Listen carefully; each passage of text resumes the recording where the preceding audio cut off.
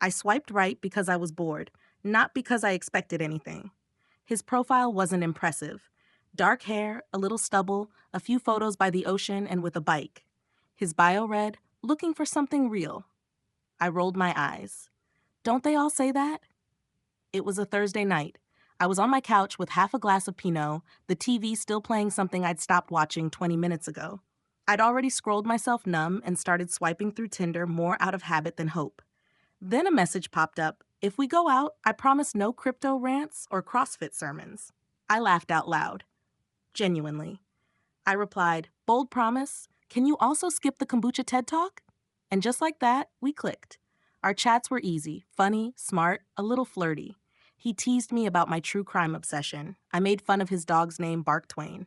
He asked about my work, my favorite books, why I stayed in Chicago. No pressure, no weird vibes. He seemed normal, maybe even mature. After a few days, he suggested dinner. There's a great Mexican spot, killer tacos, amazing tequila. Friday? I hesitated. Tinder dates were always a gamble, and I'd already lost enough. But I was curious, tired of eating alone. I said, sure, but if the tequila's bad, you're paying. Deal, he replied with a winking emoji. I spent Friday overthinking every little thing. Jeans or a dress? Straight hair or curled? Should I be funny? Chill? I settled for something in between and showed up with a nervous pit in my stomach, telling myself this might, just might, be worth it. He was on time. He looked exactly like his photos. Button-up shirt, sleeves rolled, a confident smile, and a scent that probably cost too much. Maybe too polished, too smooth. I told myself not to overanalyze. The restaurant was busy. Twinkling lights, loud music, people laughing over margaritas. He took control immediately, ordering 3 appetizers before I'd even opened the menu. You have to try the nachos, he said, and the shrimp tacos. Oh, and the burrito. I eat here all the time. I ordered a salad and a glass of wine. He talked nonstop about his startup, his day trading, why men over 35 are underrated. Every time I tried to share something, like the nightmare client I'd had this week, he jumped in. Oh yeah, that reminds me of when I... By the time I was halfway through my salad, I realized I was eating faster, subconsciously trying to speed up the evening. Then the bill came. He picked it up, glanced at it, and without a word slid it across the table to me.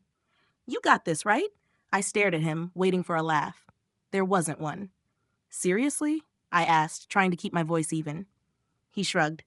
Yeah, you ate, you pay. We're adults. This isn't the 50s. And that was it. Heat flooded my face, a mix of shock and humiliation. It wasn't about the money. I could afford it.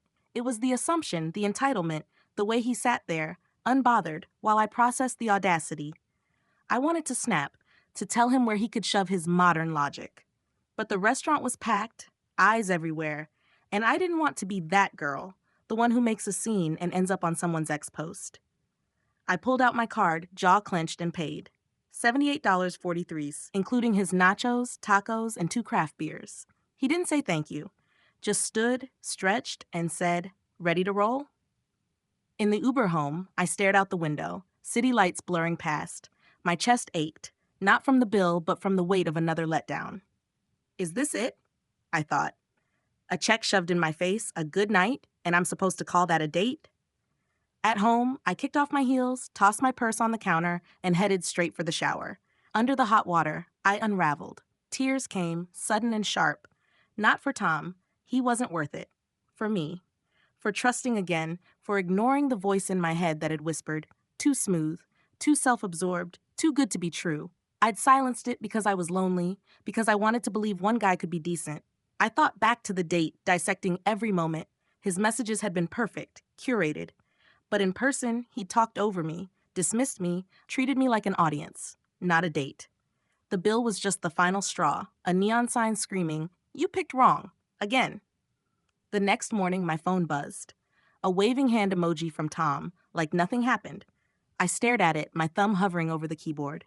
Then I deleted the chat, the app, his number. Each tap felt like shedding dead weight, like tossing out a shirt I'd kept too long out of guilt. Weeks later, I was at a coffee shop with my friend Mia, spilling the whole story over lattes. She laughed, then sighed. Girl, you're too picky. Not every guy's gonna be Prince Charming. I'm not picky, I said, stirring my coffee. I just want to feel valued, like I'm more than a wallet or a sounding board. Mia raised an eyebrow. You think you're asking too much? No, I said, and for the first time I meant it. I'm done settling. That date with Tom shifted something in me. I stopped swiping just to see. No more, maybe he's better in person, or it's just coffee. I only say yes now when I feel a spark. Real interest, real respect. And if a guy pulls the you pay card after inviting me out, he's paying with his exit from my life. Last week, I went on a date with a guy named Alex. Quiet, a little shy, with a laugh that made me grin. He suggested a diner. Nothing fancy. When the bill came, he reached for it, but I offered to split. He smiled, said, "Next time." There was no next time yet, but for once, I left feeling seen, not used. I'm not waiting for a fairy tale. I don't need grand gestures or soulmates, but I deserve a table where I'm a partner, not a prop, where the bill doesn't speak louder than the person across from me. And you know what? I'm finally learning to trust the voice that says, "You're worth more."